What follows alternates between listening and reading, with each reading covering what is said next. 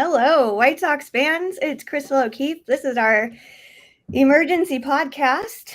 Our lovely Brett is away on his anniversary trip, so Melissa and I have taken over the site. And what crazy news could drop today of all days? So we'll go around really quick. We've got Melissa, we've got Lily, we have Jackie, we have Tommy, and we have Malachi. So first initial thoughts. I'm just smiling Holy through crap. it. I can't believe this is my life. Rip bozos. Oh. What was that? I don't know. I don't know, but it is applicable to the situation. Long overdue. Long overdue. Long overdue. I think you summed it up perfectly, Crystal, when you said end of an era. Thank you. Mm-hmm. Yeah. People are enjoying that, so I appreciate it. I think I'm kind of in shock just being a fan of this franchise for so long that they actually did it. Like, I think we all just fantasized about it, talked about it, but it's marinating, and I'm like, I still don't pinch me. I don't really believe it, but we're all here. So it really happened. I'm also choosing not to think about what comes after this. That's not what today is about. Today is about celebration and happiness and joy. I don't want to hear Chris Getz's name mentioned on this podcast today. But even then, you already started it. Duck. I'm sorry. You're right. That's fair. What's that, Crystal? I said even then, he's probably just a lame duck. I feel like he's just a sitting duck for the end of the season. Yeah. Yeah, so there's one of a couple things that could be going on there with Pedro being reported safe, and it's that either they are going to actually go outside of the organization for a real, GM search. I think they specified that they wanted to have one decision maker. You're not going to have this kind of president of baseball ops, GM kind of diarchy, however you want to call it, at the top. And Pedro has 2 years left on his deal, as we found out recently.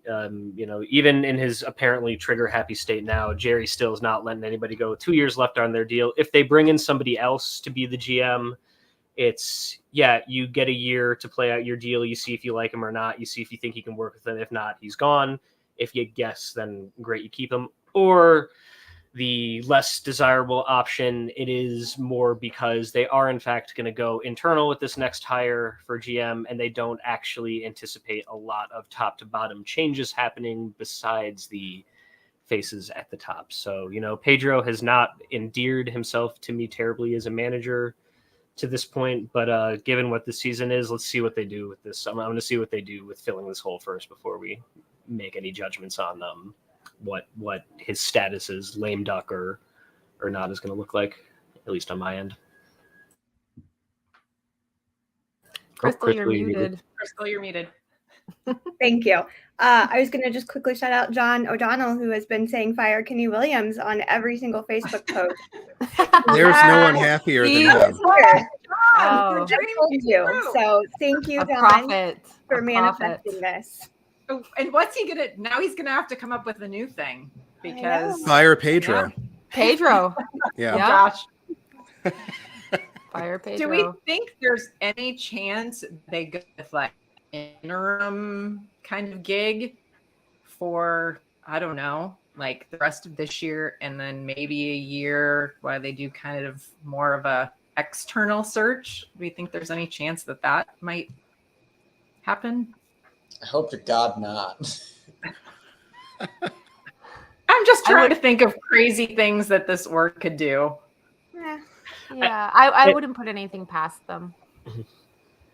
I think it is going to be interesting to see for the rest of this season with, as John says in the chat here, maybe Pedro will get to create his own batting order. Now, it actually will be a little bit interesting, I feel like, to see these last 6 weeks or so, if anything changes with the day-to-day of what's happening on the field, and we can maybe kind of get a feel for what was coming via what specifically was coming via front office directive and what was just, you know, bad players, bad manager being bad. It's just, there's no precedent here. I have no idea what it's going to look like. Maybe they'll go crazy and play Liberated for the last month. I don't know, but it's like, we don't know.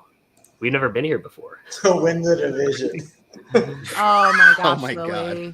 Lily. They won't, but you know, it's Wouldn't the AL that be Central. wouldn't that be hilarious? That would be I don't hilarious. know. The AL Central, anything can happen. Oh my We're only goodness, 16 games back, right? I mean, Stranger things have happened. I have to assume that there was probably some conversation around how much input leadership had in the moves that Pedro Grifol was making. But I mean, I just don't know how you can recover from as bad on a day-to-day basis as this team has been. 2 years left on the contract or not. It's not like he's getting paid a ton of money. So that I don't think is as much of an issue as it normally would be. But I think that most likely, you let Pedro play it out for a month or two, but I come back to what I said from day one, in that Charlie Montoyo has managerial experience.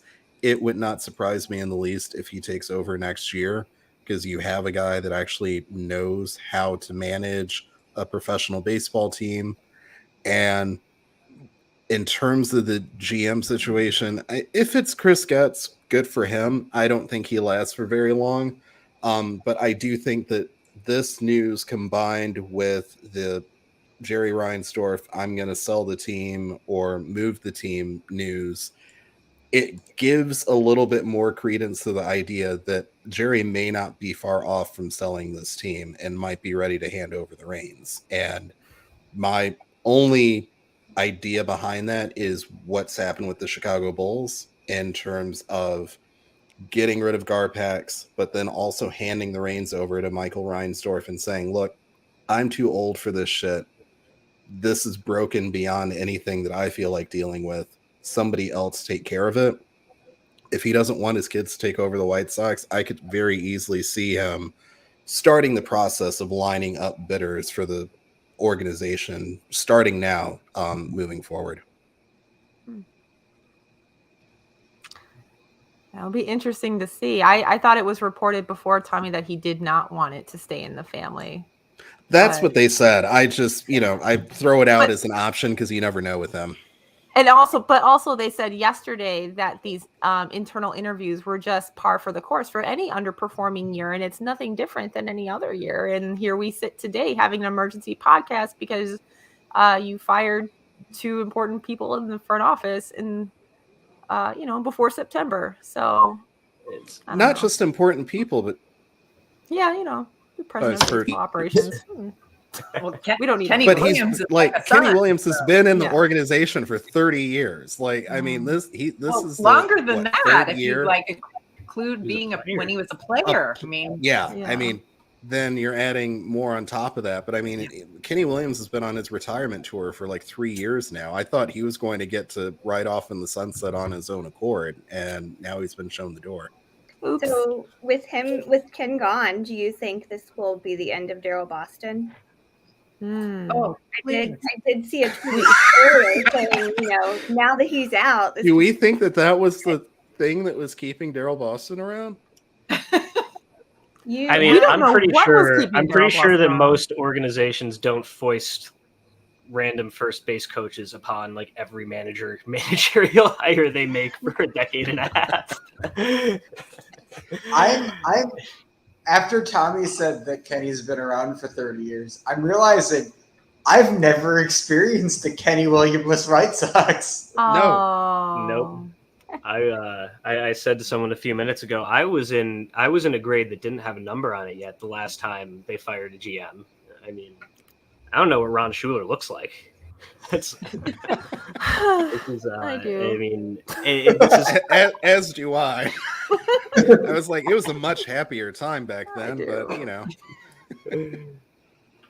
Oh, That's something else to consider. Like, if we're gonna place someone, like a singular person in charge before the end of the season, and even past that, who is making that decision? Who's making that call? Steve Stone. It's gonna be Steve Stone. my He actually didn't have IBS the other day. That was He was interviewing. for the job.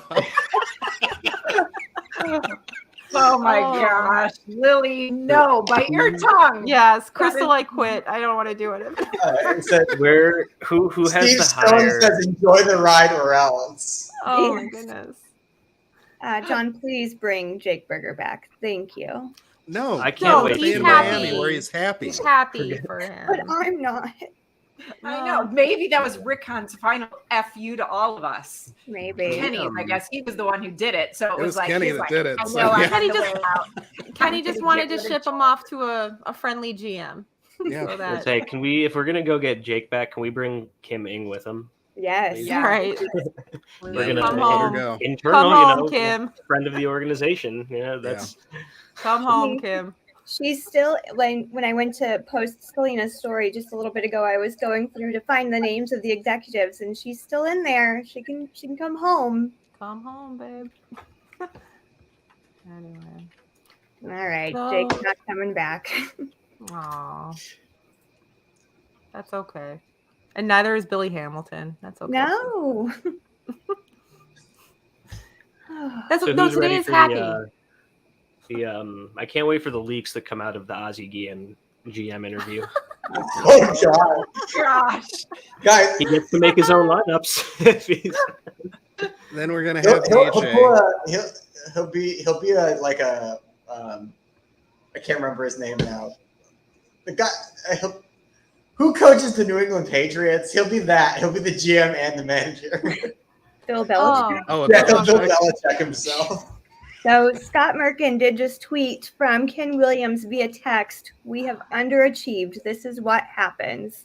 Adrian would like to turn that into a shirt if anyone is interested. I'd buy I mean- that. I'd buy that. give anything to Kenny Williams, at least he gets to the point. You know, there's Yes. there's Lawyer no Yeah. 60 words of lawyer speak just to say we sucked. He's right. Mm-hmm. Hey, I'll this is what happens. I'm glad we got to hear with him. I can't wait to hear what if Rick has any What Rick parting Hahn words. He will say the exact same thing, except with a bunch of They're gonna be delicious. anytime a team doesn't live up to expectations. You We know, need a t-shirt of that too. Just Rick Hahn's face and a big So, do you think Sox Fest will actually come back? We've still Oh. got time. It's only No. mid-August. Can you imagine the shit show, Crystal? Oh my gosh, people be bringing their like tomatoes and like throwing them. the only it was way pretty Sox Fest will awful. come back is when Jerry Reinsdorf dies. And I hate to say that, but it's true. I mean, there's a lot of things that would happen when Jerry Reinsdorf dies, like specifically a parade that Rick Hahn will not be attending. They didn't even have a parade when Bill Wirtz died. They're not going to have a parade for Jerry Reinsdorf. I had to keep my comments brief on Mr. Wirtz. Mhm. Yeah, Jerry Reinsdorf, 87 years old. He'll be 88 in a couple months. I Well- tweeted Rick Hahn. Next time there's a parade, you'll be on the sidelines like the rest of us. Aw. That's what I was asking. Like, where's the parade? We could create one. That We need a would be parade. that would be an event, man. That would be an event. I'd go. I don't I'd even go like for that. crowds, and I'd go. Yeah, I'll be there. I would Well, if fly we in can't for have that. Sox Fest, let's throw Yeah. us a parade. You know, I do want to mention that even though I'm very happy about today's news, I will always hold a small part of my heart for Kenny Williams for 2005. I will always be thankful for 2005 and the job he did during that season. So I don't have shit to thank Rick Hahn for. I ain't got shit to thank him for. Fuck Rick Hahn. All my For heart real. is Rick Hahn. For real. Get the hell out of here. I will never have a positive thing to say about Rick Hahn, but Me neither. I agree on Kenny Williams because I mean, he's the reason why I maintain that somebody can figure out a way to win even under Jerry Reinsdorf. And it's not just 05. It's like you had consistently competitive teams and just some of the stuff that he tried to pull off. My favorite being trying to get a trade for Dontrell Willis and Miguel Cabrera when they were with the Marlins. Almost came through. But Jerry Reinsdorf didn't want a pitcher with 4 years on his contract. And that's the only reason why those two players did not end up on the South Side and instead ended up in Detroit. Yeah, we've talked about it in the Slack a fair amount regarding Ken versus Rick. And you can't really chop up, blame, or assign portions of the last 10 years and all of the failure there to any individual, but it is true that Kenny has been in the organization as an executive for more or less 30 years now, and for the majority, I think you could say he was not bad at his job. The last 10 years are what they are, but you also look at what Ken's strengths were. He was a scouting guy. He was a minor league scout. That was kind of his home area, and that's where, if I remember, kind of he went more back towards after Rick took over. And identifying talent at the major league level up until around 2012 or so, when Rick Hahn took over, wasn't an issue that the Sox typically had. Most of the systemic issues within the organization that stopped them from being super competitive year over year are kind of like infrastructure, player development related things, in which Ken, of course, has he's at the top. At the end of the day, the buck does stop with him. But there's there's merit to what he did. He did bring a championship, and he did again prove to actually be good at what he was supposed to be good at for a while. Hey, as far as Soxfest goes, we can just remind Brooks Boyer that he doesn't have to show his face. He's not the one who has to go out there. Just give him a little poke and be like, hey, we can do this now, right? Right. And unless Jerry shows up, there's really no one to yell at. And Jerry wouldn't show up. That's not his thing. Might as well. I mean, unless they do keep Pedro Grifol, then he might get yelled at. So, yeah, why not? Didn't they say that?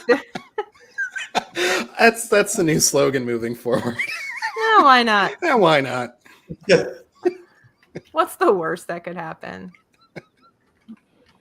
A couple of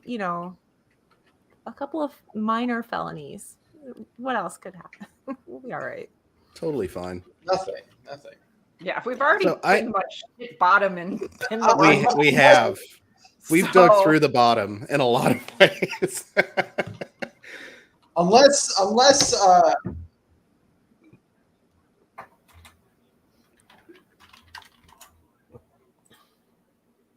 what?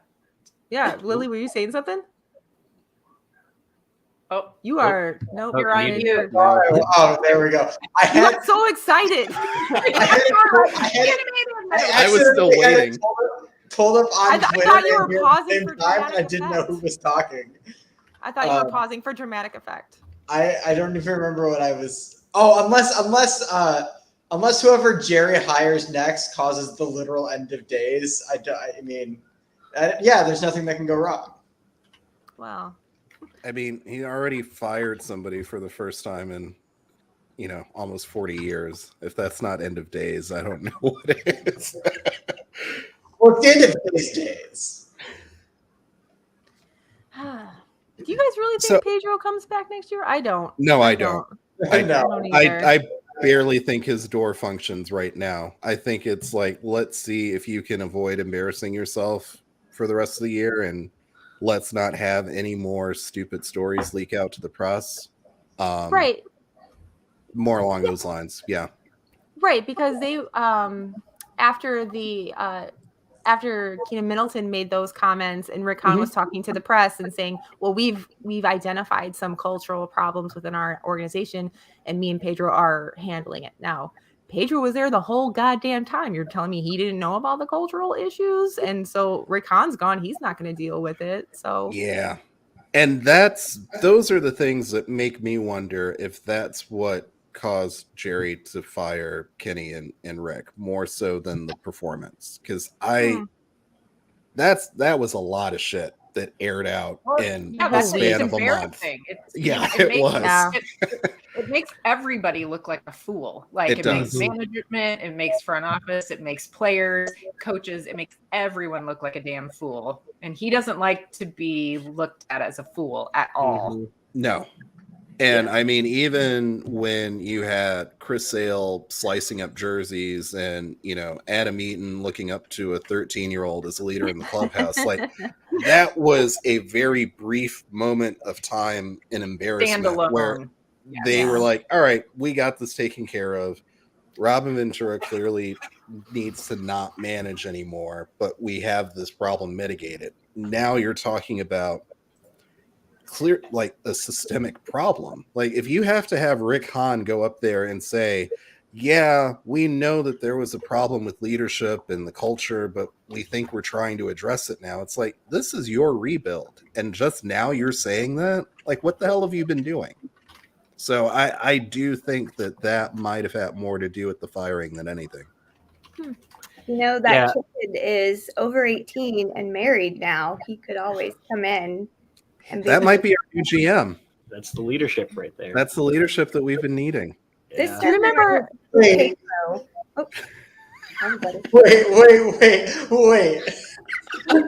Lily, did we just blow your mind? I'm sorry. Over 18 and married. No. He just and I think he's married. Isn't he a father as well? Isn't that yeah? Yeah. I mean, there's only one reason to get married. I was like 17 when that happened, and that kid is married. And oh my god! Welcome to getting old. It's just that on a loop. Listen to my goddamn mind. Go ahead, Jackie. Sorry. No, I was just gonna say. Remember at the top when we said this was a happy place and we weren't gonna talk about?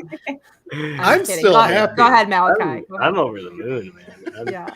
I think you guys hit the nail on the head when it comes to the embarrassment, though, with the Keenan Middleton revelations, so to speak. And I've talked about this also in the Slack quite a bit, but it really does call back again to the Bulls with what kind of was the real moment with Gar Forman and John Paxson. I almost said Gar Paxson. It's too deep still, but it was the 2020 All-Star game, which was hosted in Chicago, where you had Zach LaVine and Charles Barkley and other people going up on national TV during the dunk contest, just blasting the Bulls and making an actual embarrassment of them, in front of the entire NBA community. And like you guys said, the jersey cutting and Adam Eaton is one thing. Chris Sale is a red ass who you could totally kind of dismiss as just being, just off in a lot of respects and not necessarily indicative of sort of, a broader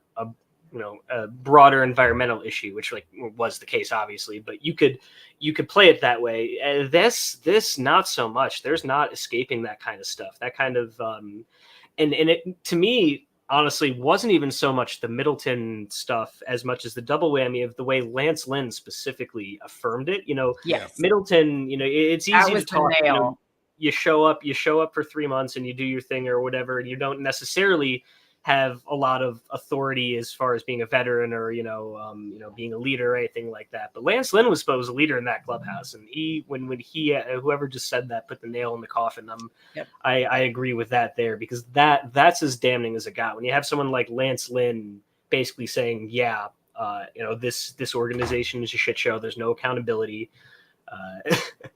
And I'm going to smirk and say, yeah, that's how it is. That's embarrassing. That is deeply embarrassing for the organization. And so I would tend to agree with you guys in terms of that potentially being a catalyzing factor here. And having that big platform in Los Angeles, I think it got a lot more media to it. And the fact that he has just been performing incredibly well just demonstrates the fact, I'm not just saying it or confirming what Middleton was saying. I'm showing it to you that when I actually went to an environment that had their shit together, I could go out on the mound and do what I needed to do.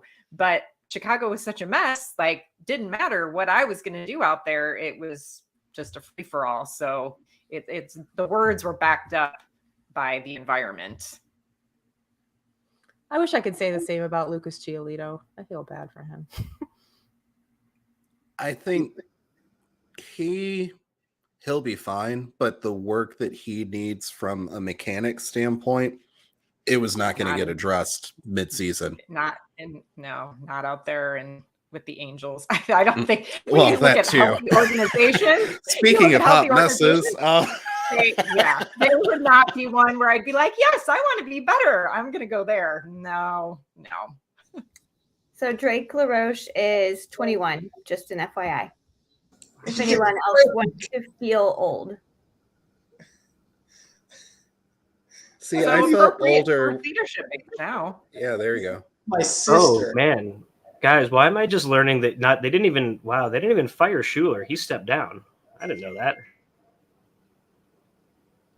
I thought it was a encouraged step down, like a mutual understanding, but I don't know. It's not fired.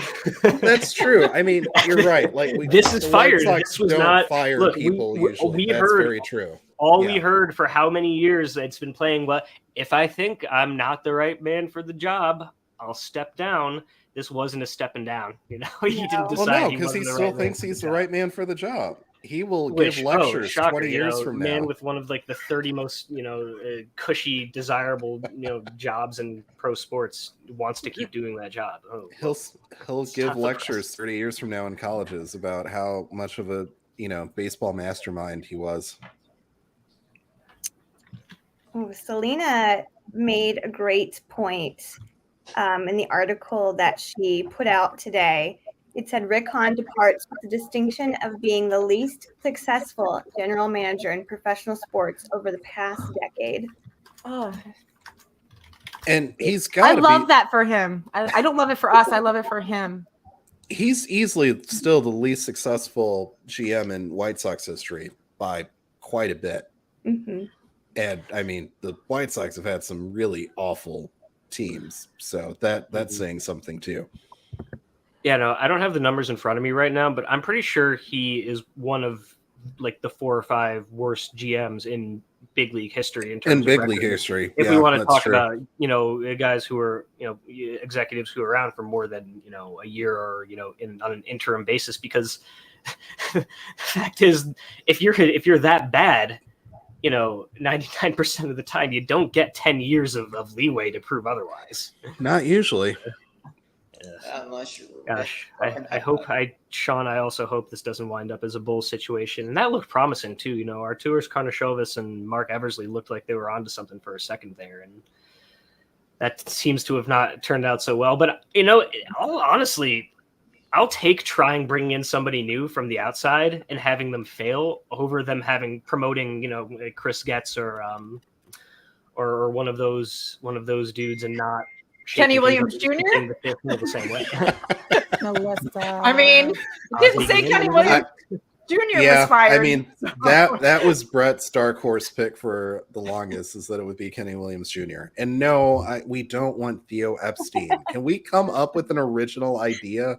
He's trending on Twitter right now, and I'm like, what the hell is wrong with people? I saw a Batman signal with his face on it earlier. Just let it go. He's not coming, and no. It's gonna be some random. It's gonna be like AJ Przinsky or something for some reason. Stop it. Can we stop with the insular stuff? And seriously, anyone who's go ahead, Lily. It's gonna be insular. That's like the one thing where I'm like, they're not gonna look outside for someone. That is my deeply seated opinion. We're anyone who suggests stop it. Yes, and anyone who suggests Hawk Harrelson on the timeline is getting blocked immediately. No questions. Okay, but what about Jason Benetti, White Sox GM? No. Lily's just trying to manifest like all of the awful things in the world. I want better for Jason. Yeah, then we wouldn't have him as an announcer though, and I want him to have him as an announcer. We've That already is true. tried the That would announcer work. GM thing. It didn't work. So no. Immediate block. Immediate block. Yeah, I think Theo Epstein is probably pretty happy on like the Ivy League talk circuit, getting paid a lot of money to talk about how bad he feels about, you know, bringing analytics into the game and how he's created a monster and all that stuff. That's what he talks about a lot these days. But well, that's the thing is that it's not really hyperbole though. It's not. If The you look at record his is win-loss record, it's just in terms go to of the Baseball literal Reference. win-loss percentage. It was he was the worst. Yeah. Blocked. I try to avoid, you know, speaking Just kidding. speaking ill of people in terms of wins and losses as much as I can. But there's like but you have to. the numbers That's don't your lie job. situation. Yeah. Like how many years does it take for people to realize he's not good? Like that's what you're defined by. And you have to remember too, he's a lifer of the system. I mean, he was an intern, he was, you know, the next up and coming. So like this is a lifetime of demonstrating your ability and it hasn't been good. So it's time to go.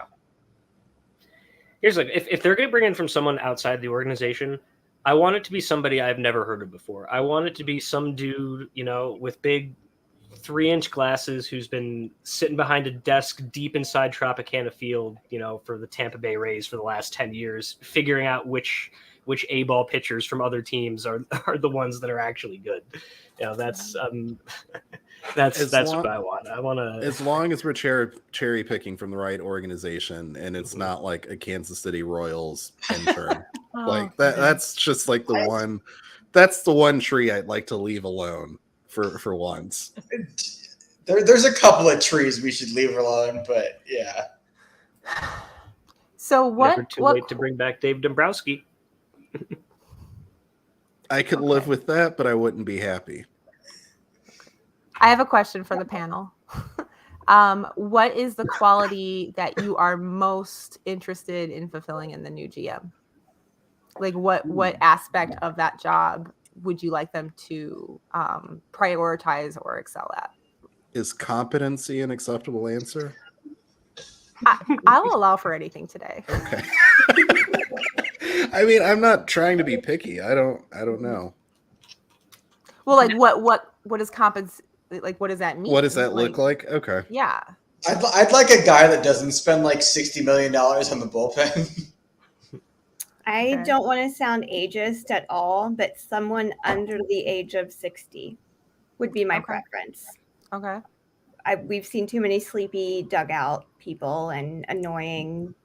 Just don't bring anybody old back, and please keep it someone young that can actually do this and can play baseball. Preferably hot as well. Yes, that would be great too. But okay, I would have thirst over my GM. This isn't the manager. You're not going to see them all the time. If you do, that's usually not a good sign. Yeah. I'm with Crystal. I would like someone who is maybe not so entrenched in the old ways of baseball, like maybe someone who pays attention to advanced stats and analytics, a little bit more modern-minded. Maybe someone who knows the rules of the game and how they've changed over the last few years would be preferable. So yeah, that's my thing too.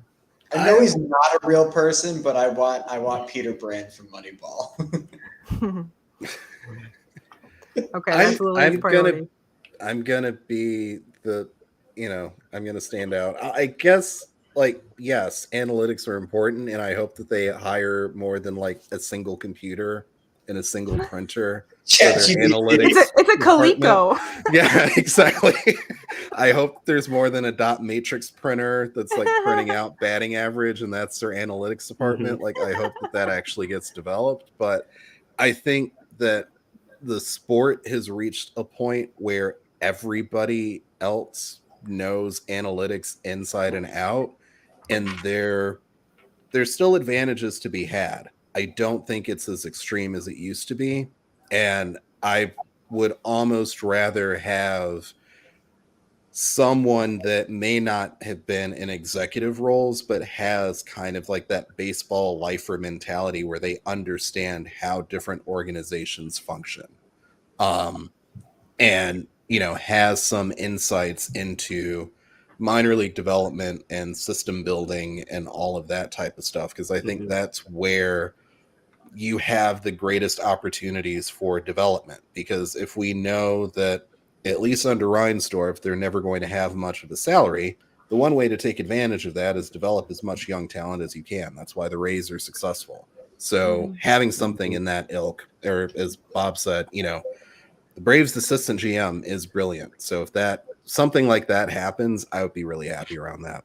I would like someone with some self-awareness too, like self-awareness to know, like, this is what I'm good at, and I need this person and this person and this person and this person to like help me cultivate what we're looking for. Because I feel like, so I don't know what we've had in the White Sox. It's like this person's the expertise and this person's the expertise, and like these silos, as opposed to this. And if it's somebody young, like Jackie and Crystal are saying, like somebody that just understands that it's not this expert mentality, that it is like a teamwork mentality, and you go and you look for the best of the best in these, and you know how to be a leader to cultivate all those people to work together. And that is something I don't feel like I've seen from a White Sox organization standpoint in ever, maybe. Ever, really? Yeah.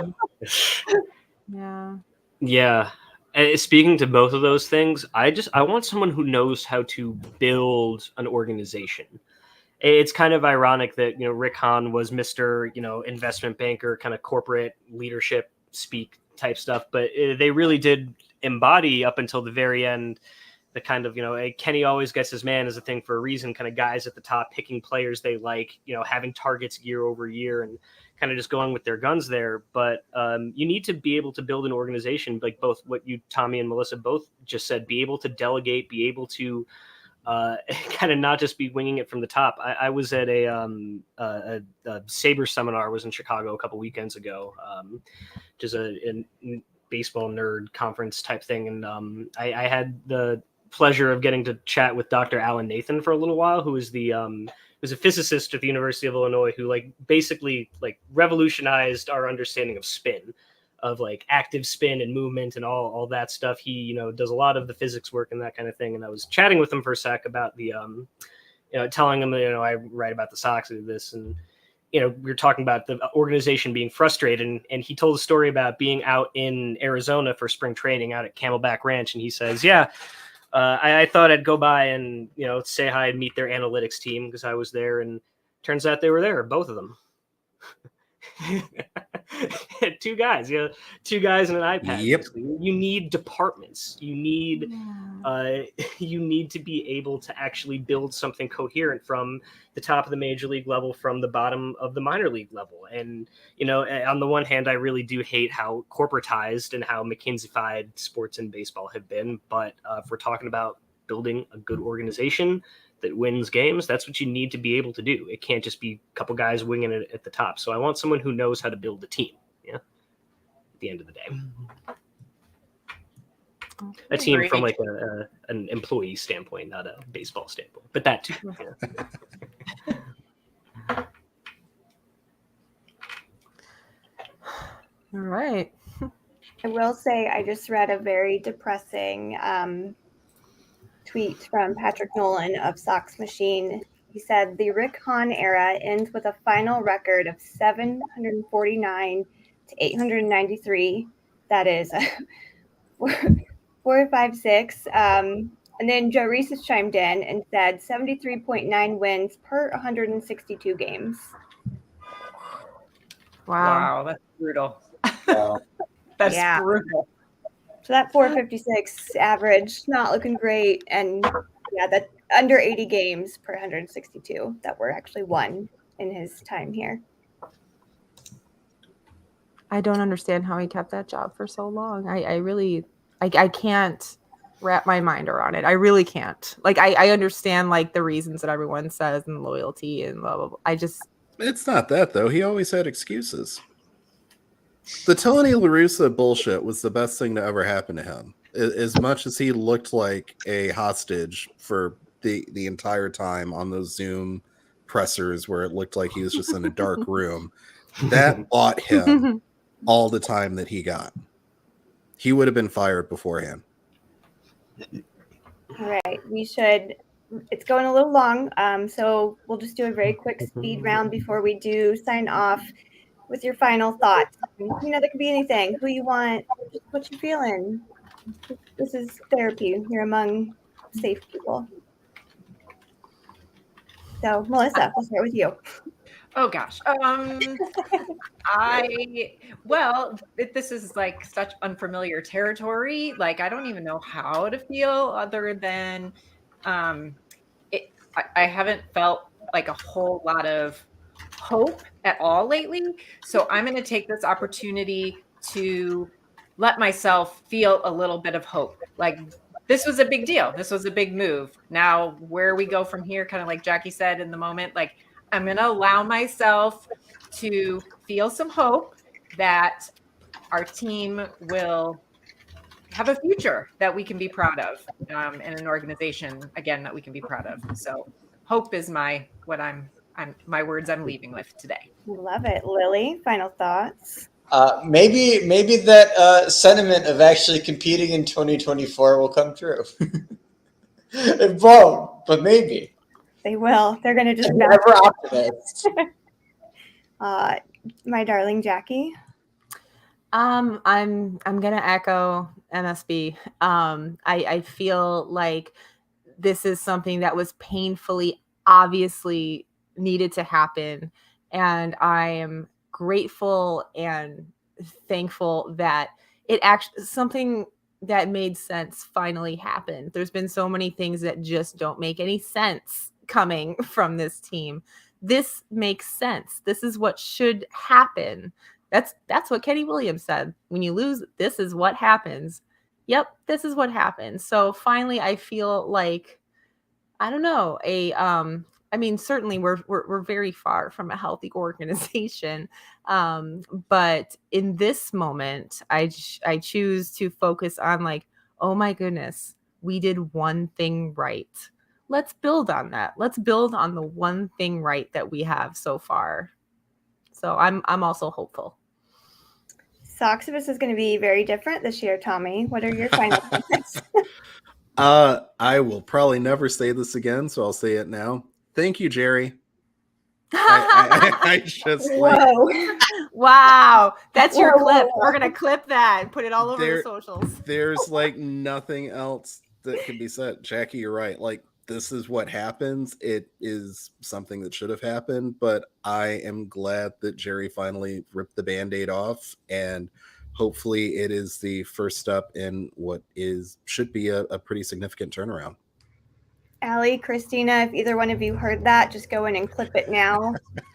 TikTok video coming. Yeah. Everywhere. I'm gonna retweet the shit out of that. It's going to be on TikTok in no time. All right. Last but not least, Malachi, how are you feeling? Woohoo! Nah. Like there's a very narrow path towards still being able to field a competitive team with that core of Luis and Eloy and Yoan Moncada and Tim Anderson that we would all so much like to see. And it's still a very narrow path, but this was the first step down that path. So hard to feel bad. Oh, kitty. That's my last thought. For Papa's. Yummy has thoughts too. It's a Papa's party. Yes, well, thank you everyone for tuning in. This has been fun. It will be on the site at some point. Brett, if you by chance watch this from your unspecified location, you are not allowed to come back. It is mine now. Melissa is my right-hand woman. So sorry, bud. Good things happen when you're gone, Brett. What can we say? We handled this breaking news. Be proud. But yeah, so again, thank you guys. Thank you to my lovely panel of amazing people. And good job, Jerry. You finally did something right. Woo. Good job. Woo.